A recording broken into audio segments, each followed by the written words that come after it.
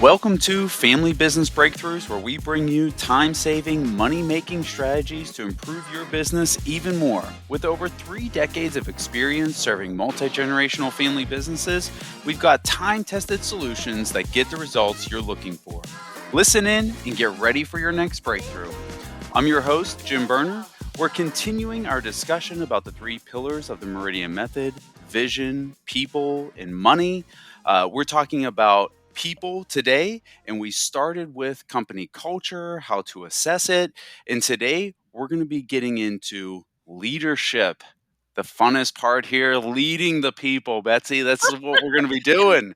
Woo woo! Uh, I have with me Betsi Bixby, founder and owner of Meridian Associates. Meridian is a leader in supporting family business owners, their next gens, their teams, to achieve their goals toward the ultimate reward of family legacy, growing their communities, and thriving their companies forward. Meridian does this through one-on-one coaching, on-site strategic planning, live events, online education, financial analysis, and we keep going there. Tons of Um, stuff. I know. And Betsy, you have over 30 years of experience supporting family businesses.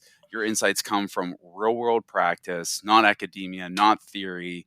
This is what you do day in, day out. I hear it right across the hall, so I know what's going on. But Betsy, let's take a journey through leadership today. And first, let's start. Explain what leadership is and clarify what are we referring to when we discuss leadership. Yeah, so absolutely we start at the beginning. And the easiest thing to think about, Jim, I think, is leadership is simply getting all of your people on the same page, all aligned to hit the target they're Yeah, supposed to hit. love It's it. pretty dang simple, right? It's not really, I mean, it's simple in theory. It's simple to, pulling it off is a whole other matter, right? But yeah, and then I would say as they're doing it, to actually have them feel good about it too. Mm, And that's yeah. kind of a little bit over into the culture piece, Mhm. but yeah. So align them, get them to hit the target, and have them feel great for having hit the target. Yeah, love that. So, what qualities do you feel make up best performing leaders from your experience of working with them? This is so funny because I thought, well, I know what I think, but I wonder what other people think. And oh my gosh, you can go on and you get one from Harvard, you get one from John Maxwell. I mean, everybody's got like 22 leadership or Right. whatever. But there were 3 things that came to mind immediately for me. Mhm. And those were care, number one. To Mhm. be a good leader, you've got to care about your people, Yeah. and you have to care enough to hold them to performance standards. So that's accountability, right? You've got to be able to move things forward, and then clear communication. When I think about the best leaders, because you're trying to align people to hit a target, they have to know what the target is. It has to be clearly communicated, and you have to be able to clearly communicate how everybody's going to get there and help them along the way. Now, I also love, and Jim, you've met Patrick Lencioni. I Mhm. love what Yeah. he says about it's all about hungry, humble, and smart, right? So you Yeah. think about leaders, a lot of times they're trying to create growth, but they're doing it with a real humility, with a humble spirit. Yeah. And so to me, that's part of it. And of course, being smart and analytical, which Jim, you're like the poster boy for that.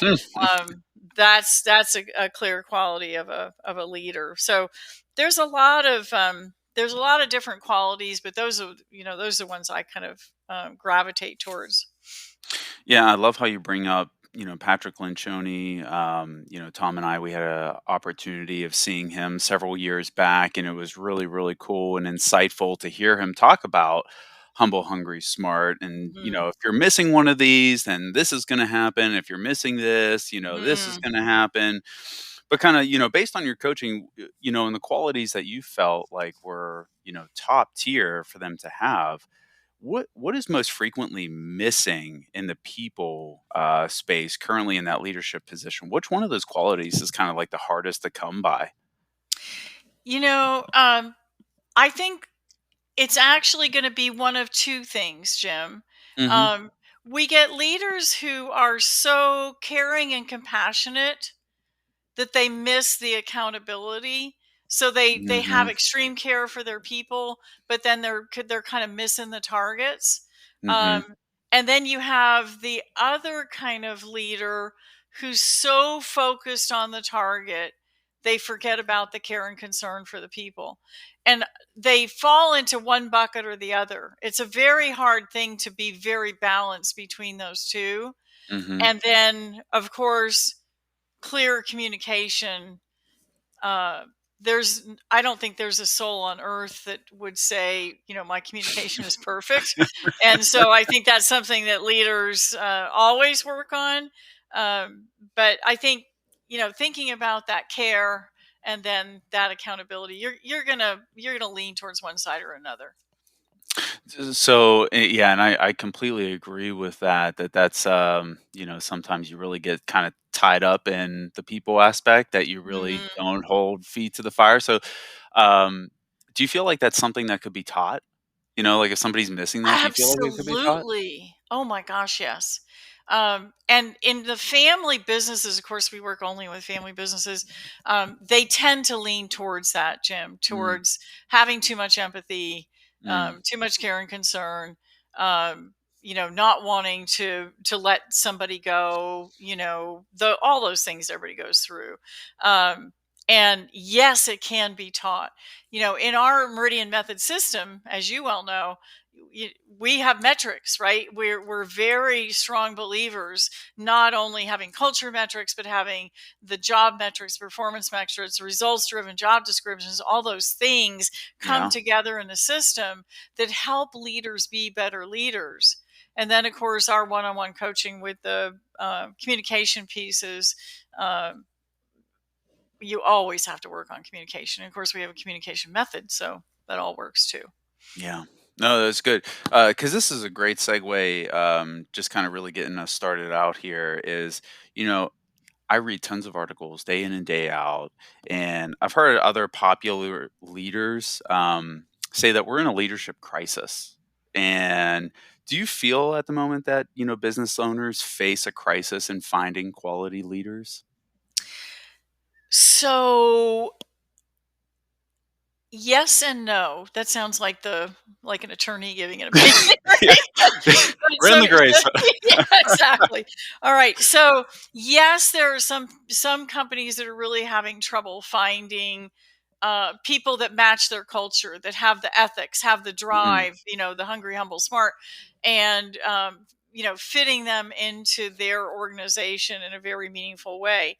But on the other hand, I'm also seeing that with our Empower companies, as they have honed their culture, like they become human magnets. It's really mm, interesting. And their reputation for how cool it is and how good it is to work there. And it is because they're balancing that care of the people with the performance. So they've got both pieces going on. And, A players like that. They love to see that they're there for a purpose, and that, okay, we're hitting the targets and we know what the targets are and we're driving forward. So yes, I think that there's been some interesting things in our education system, and I won't get all political now. But I do think that there's been a relaxation of responsibility and self responsibility and some of those things. But I also think that there are some amazing young people right now and young leaders emerging. And if the company is clear on their culture, clear on their values, clear on the position and the results that they want from the position, that's very attractive to someone looking mm. for an environment where they can really shine. And you made a good point about young leaders coming up and, for somebody, just becoming a leader and being put into that position, Mm. it's very challenging. I would say really anybody moving into that position, Oh, but yeah. what advice would you give someone moving into their first leadership role? I would say have a mentor, get a coach. If you don't have a friend or relative that's a good role model in leadership, then go out and get yourself a professional coach. Jim, a lot of the parents that we work with, again, in our Empower program, we're helping them develop their kids. And I swear it's like we all have as much pride in those kids developing and gaining their skills as the parents do. So I'm thinking about, for instance, a young man that really had a really hard time in communication, super bright, super analytical, just didn't, he had all the performance criteria, he didn't have the EQ skills, the people skills. And as he learned how to communicate, how to get people's buy-in, actually ask questions instead of just giving them directives, those sort of things. It's so fun seeing the company now see him as a resource and the Hmm. pride that he's starting to have in that, Oh yeah. and yeah, I mean, last coaching, he said, my win is people are coming to me now for things. And that hadn't happened in the last, Wow. I think, 4 years that, he'd been working there within a leadership position. He'd worked there as a kid and, doing grunt stuff here and there. But Hmm. so, yes, I mean, all of leadership can be learned. It's not easy, but Hmm. leadership is a skill, and any kind of skill can be learned, and you just have to have the motivation, the willpower to go get those skills and to change yourself and to grow and improve in all the different leadership areas. Yeah, there's nothing like your people that you get to lead now feeling trust in you to be able to come to with questions Oh yeah. and feeling comfortable, and Hmm. it's one of the best feelings personally, especially being in that role. But let me switch gears here slightly, and let me ask a question on behalf of senior leaders and new leaders listening right now, because Yep. we kind of this is really tough. But what is the best approach for senior leaders and new leaders to discuss new or differing opinions with the business owner? Because I feel You, like that sometimes is oh my gosh, yeah. it's a And it's a tough thing to do. yeah, and especially when you're working for somebody who's like a my way or the highway, right? And Yeah, yeah, it can you be bet. really different. Yeah. So I would say number one, understand the communication style of the person that you need to express these new Hmm. thoughts and new ideas to. Really, really critical. Jim, here we use a communication test, and we help people to understand communication styles and within teams and all those different things that we do. Yeah, you're one Um, step ahead of me. I was about to ask you, how do we figure out what that style is to make sure? Yeah, yeah. So we actually use a testing method that helps teams figure that out. And so, I mean, let me give you an example of something super simple. Um, the person that you're about to present your new idea to as an emerging or Mhm. senior leader, um, do they like to have face to face, let's chat about it, let's talk it all the way through kinds of presentations? Do they like you to email them with factual data? If they want something in writing, should it be in bullets or should it be in, a lot of paragraphs? Do they like a lot of detail, or do they like starting, like, give me the end result? Um, so it's understanding who you're dealing with and being able then, by understanding how they work, is to set yourself up for success.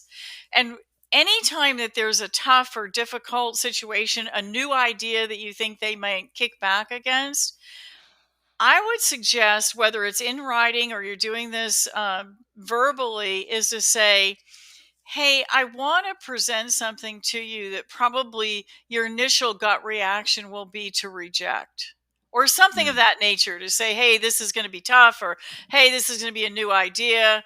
But give them the heads up. Mhm. And Mhm. and then it's like, oh, I know something's coming, rather than just like smacking them with it, right? Mm-hmm. Like for me, the worst thing in the world to do for me, which you've seen, Jim, and I've told you this is no surprise, is to be in the middle of a meeting with our entire team and just jump something in there that I've had no clue about, I don't know is coming, and it's like, oh my God. And then Sure. Yeah. Takes you off as a guard. leader, you don't want to put that person on the spot or say no or whatever it is. You want to be able to consider their idea thoughtfully. So teaching your team, if you're the leader watching this now, teach your team how is the best way to communicate with you. If you're Mm-hmm. the person, figure out who is at the top, ask them what their preferred communication styles are. That's part of what we teach when we're doing our internal communication is, does your team know how you like to be communicated with? Do your direct reports, do you know how they like to be communicated with? Right. And so you have to adjust to them in order to get your idea sold. So it's understanding all of that, understanding where they come from, and making sure that you're hitting all of their hot buttons. For me, for instance, and you're great with this, Jim, is I like to see pluses and minuses. What are the risks? What happens if we don't do it? Mm-hmm. What are the costs involved with it? Right? I'm a Mm-hmm. big Yeah. ROI person, and it's like, hey, I want to see that you've thought through all this stuff without just pitching me on an idea, right? So it's just think about the person that you need to have that, you know, interesting conversation with. Yeah, and I'll say I was a big skeptic on the whole communication deal for, the testing that we did Oh, before. yeah, I'm the first person to admit, like, what is this even gonna do? Like, this isn't gonna help me. But what I wanna say is when we took our test, because you can find the free tests online, all you want.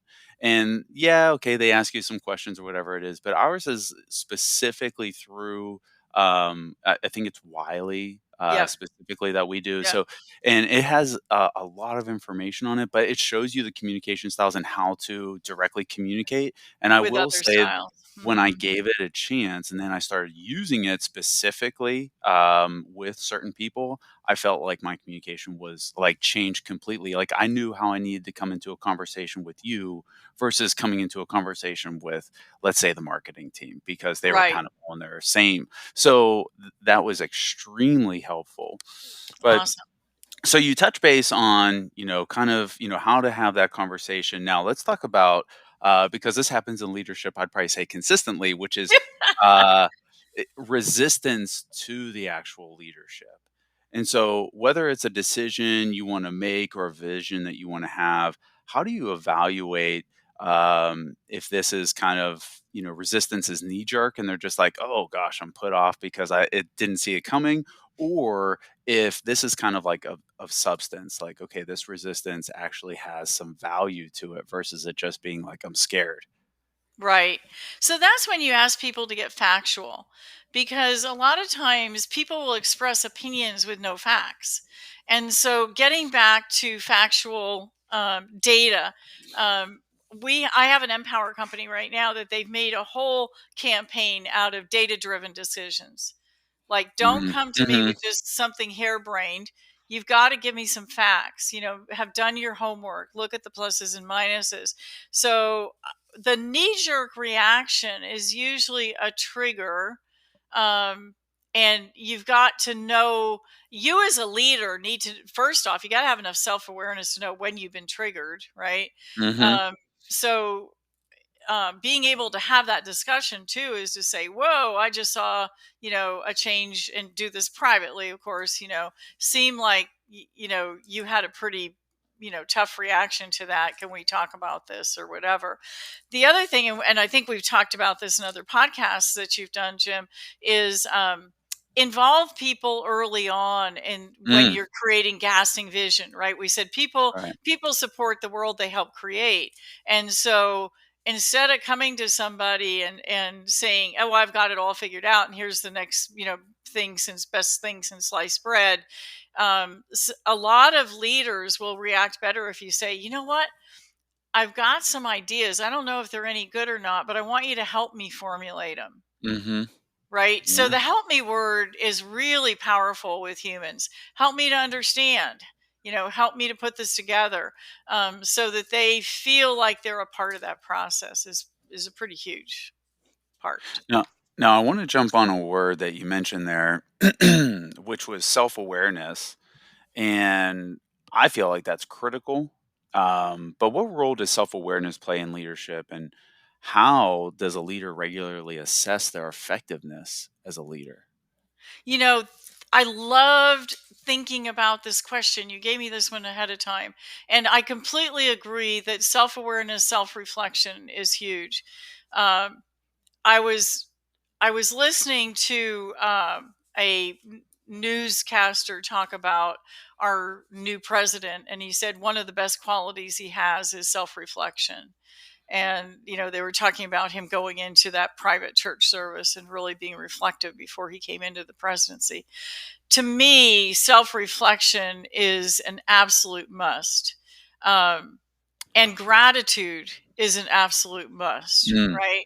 Because mhm, sometimes as leaders, and that gets back to the being humble, is we need to put ourselves in a position of all the time of, how do I do this better, how do I do this better, continuous improvement on your leadership. As you reflect on your day, what went well, what didn't go well. mhm, You've heard me with a team, say, hey, um, that was a meeting that to me didn't go well. Let's talk about how we go forward and make it better, sure. right? So everybody's got those. So self-reflection, yes. Interestingly enough, I realized that, oh, I hadn't gone out to our team. And so this morning, I asked our team is, tell me your joy factor coming into work. Mhm, Are you looking forward to work? And I asked for, give me one, how do we make it one notch better? We always do everything on a 1 to 10. And even if you're a 10, what can we do better? So I want to thank you for having me think about that question. And I mhm, think all of us as leaders should go out to our direct reports and just ask, how are we doing in leadership? What can we do to make your time at the business better? So that's one way of doing it. yeah. And you kind of hit on a really good, flow to what I want to talk about next, which again is we focused on leadership from the standpoint of senior leaders, people moving up into those Hmm. positions. But I have heard business owners facing challenges specifically with having all team members having an ownership mindset. Mm. And despite team members not having the leadership title, how does an owner get his or her people to really have a leadership mindset? Yeah, so that's part of culture as well. That's that accountability piece. Um, Mhm. so leadership is influence. And you can have people in your organization with positive influence and with negative influence. Typically, the negative influence are out of culture. And again, we've already talked about that. But the part that's really interesting to me, and again, Jim, I want to give you big kudos. There are people who they come into an organization just as you did when you were new, and it was like people immediately respect them. They immediately gravitate towards them. And I remember it was pretty early on in your Meridian career, and I said, "Oh, Jim, you're going to be the CEO in training, right?"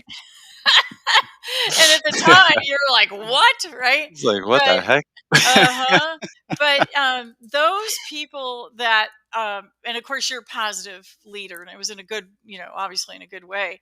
And now of course you're a partner and shareholder in the Mhm, company. So it's um y- you have to ask yourself, there's a lot of informal leaders. They're mhm. not Yeah. always have the title of leader, and so you have to Mhm, ask yourself then, okay, is this person leading in the way that I want them to lead? Again, remember, leadership is alignment.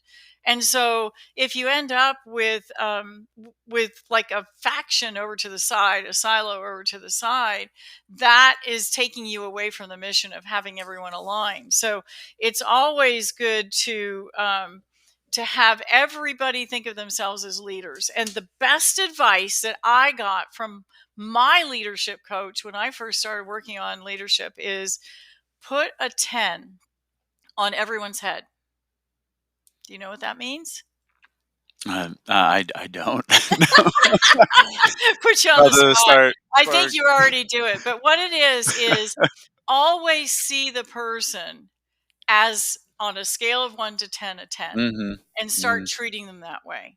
mm. Like they That's are really good. awesome, Yeah. that they are, worthy of your trust, that all of those things, you see them as a 10 because we all probably know that it was a long time ago, and I can't remember with that experiment with kindergartners where teachers were told this group is really stupid and this group is really smart, but they actually were the other way around.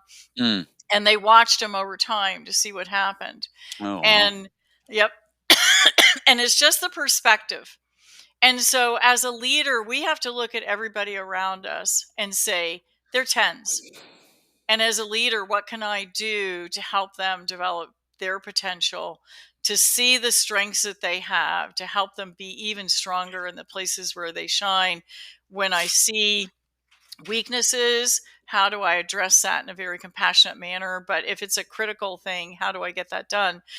All those things are good, but also if I have a detractor who's out of Mhm. my culture and Mhm. is starting to kind of lead others astray, you got to get rid of them. And that's not a happy way to end a podcast, but it's the real deal.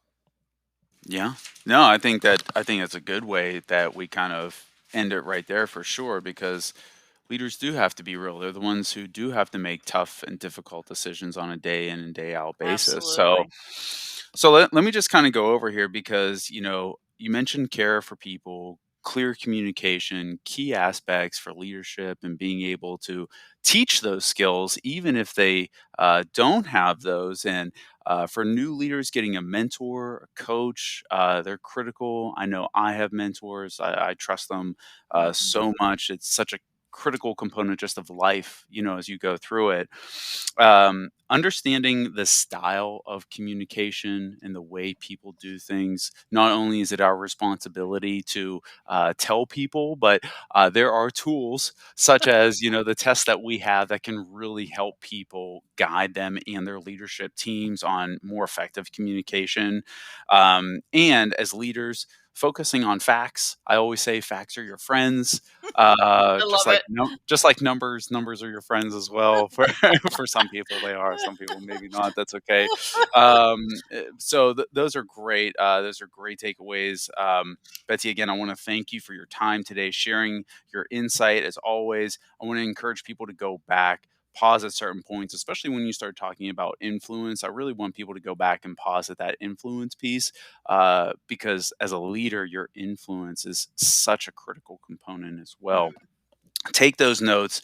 Everybody listening, message me your questions and comments. I want to hear from you. My contact information is going to be in the show notes. As a reminder, Meridian is here to serve you and your family. If you're looking for succession planning, leadership, next gen coaching, you want to attend one of our awesome events, check out the show description and the notes for the links to our website and how we can help. Feel free to reach out with any questions or comments or even suggestions on what you would like to hear. We love to have that from y'all. And hit the subscribe button to catch all of our new content. Thank you for listening in, and we'll see you next time on Family Business Breakthroughs. Betsy, thanks again. Thank you, Jim.